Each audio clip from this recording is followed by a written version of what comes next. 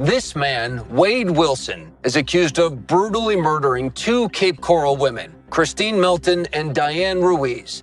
He's been in jail since 2019 awaiting trial, and recently he sent us dozens of letters with some wild accusations.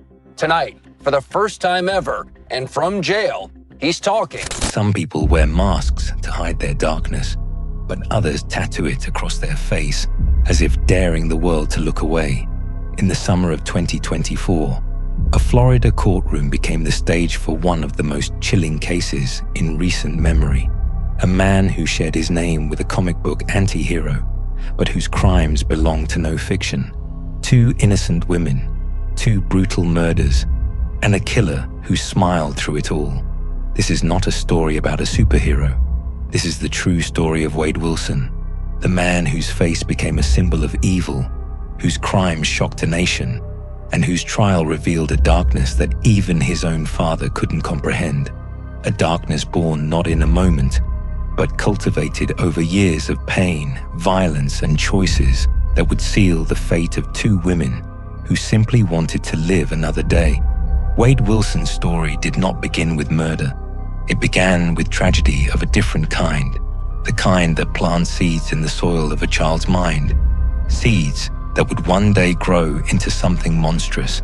Wade was born to parents who were barely more than children themselves. His biological mother was only 14 years old when she gave birth, his father just 15. Both were drowning in their own struggles, battling mental health issues and substance abuse at an age when most teenagers are worried about homework and first crushes. They knew they couldn't raise a child. They knew Wade deserved more than what they could offer. So they made the hardest decision two young parents could make. They gave him up for adoption to a family they knew from church, the Wilson family, a kind and loving couple named Candy and Steve, who welcomed Wade into their home with open arms and gave him their name. For the first 13 years of his life, Wade Wilson was a normal kid.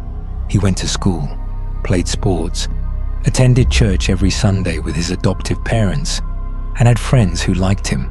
He had two adoptive sisters, and from the outside, the Wilson family seemed like the picture of American normalcy. But something was lurking beneath the surface, something genetic, something inherited from the biological mother he barely knew.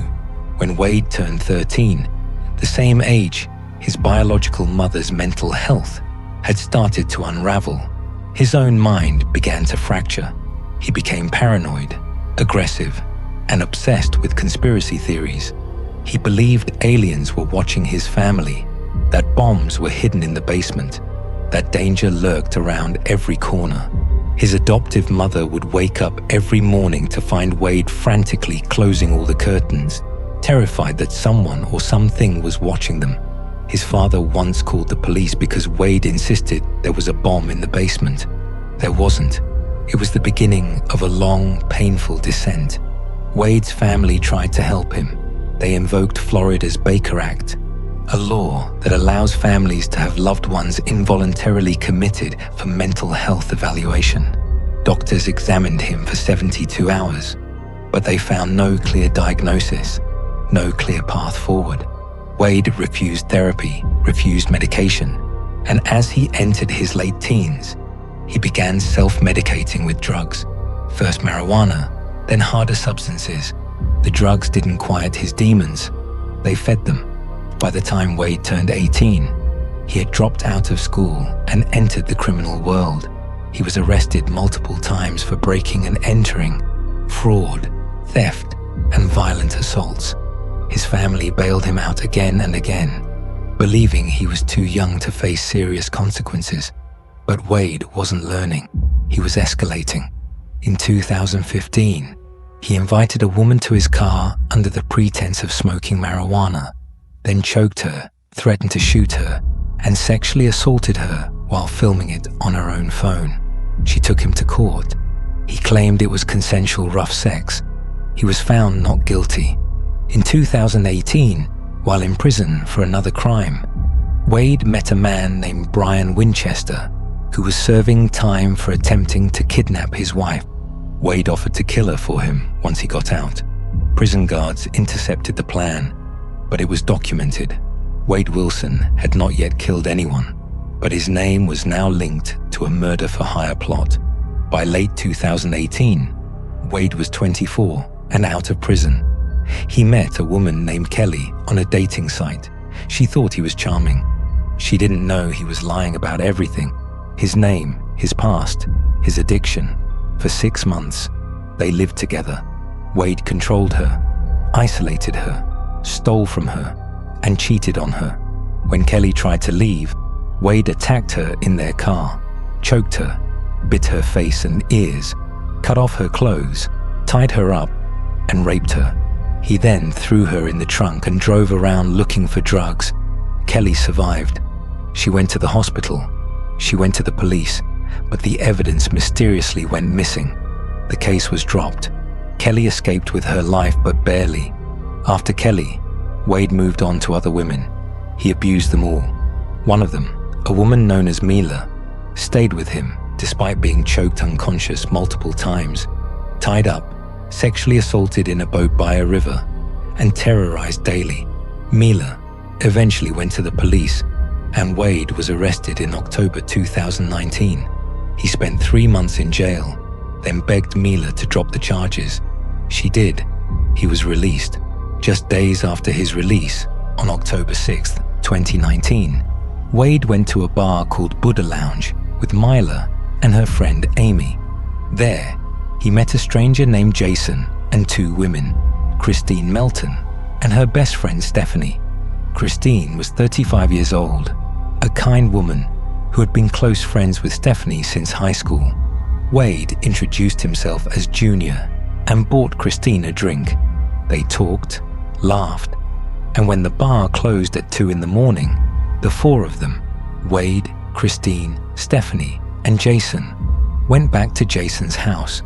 Wade and Christine went into a bedroom together. By 5 in the morning, Jason wanted everyone to leave. Stephanie said goodbye to Christine and went home.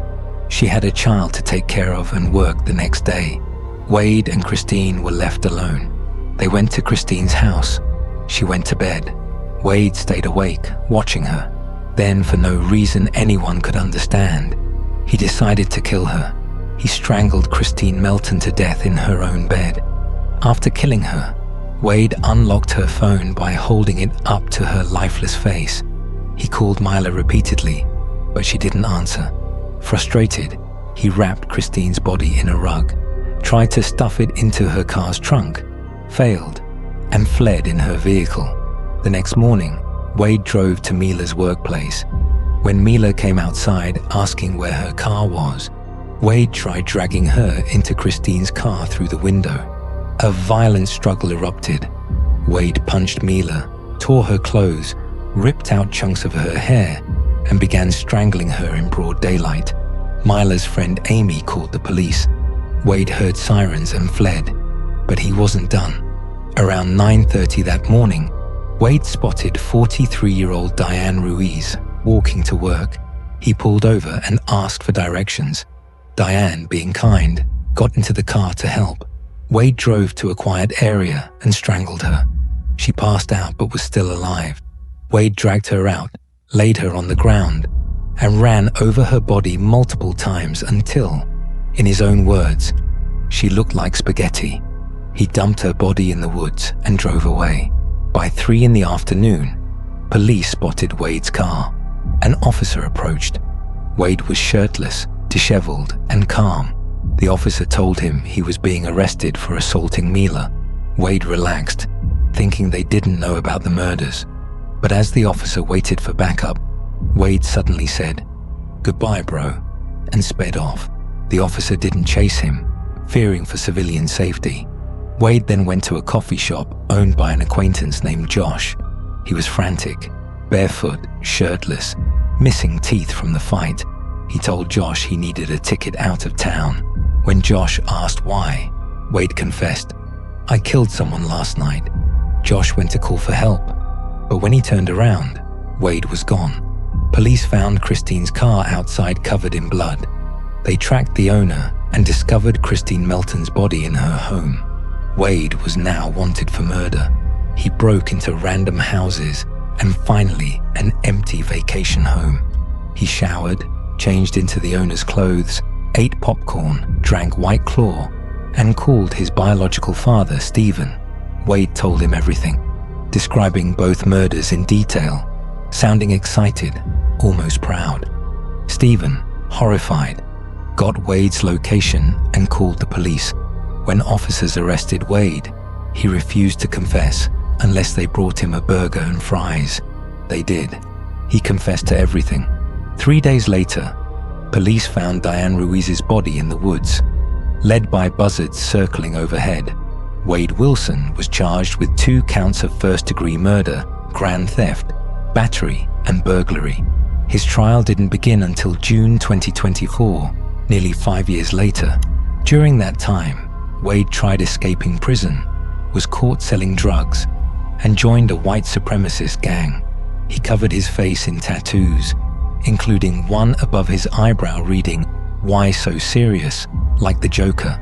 In court, he invoked the Fifth Amendment and refused to speak. Witnesses testified, including Miller and his father Stephen. The jury deliberated.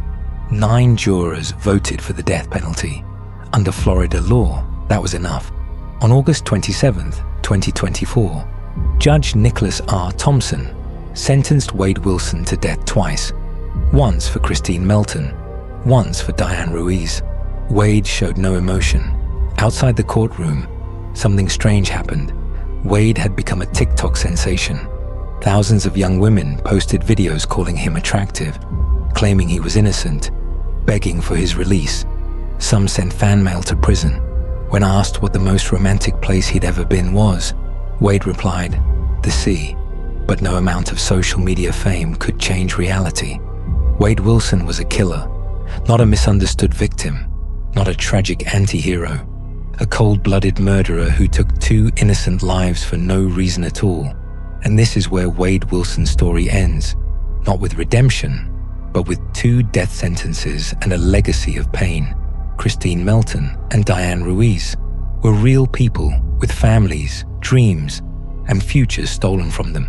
This case forces us to ask uncomfortable questions. Can childhood trauma excuse murder? Can a charming smile hide a monster? And why do some idolize killers instead of remembering victims?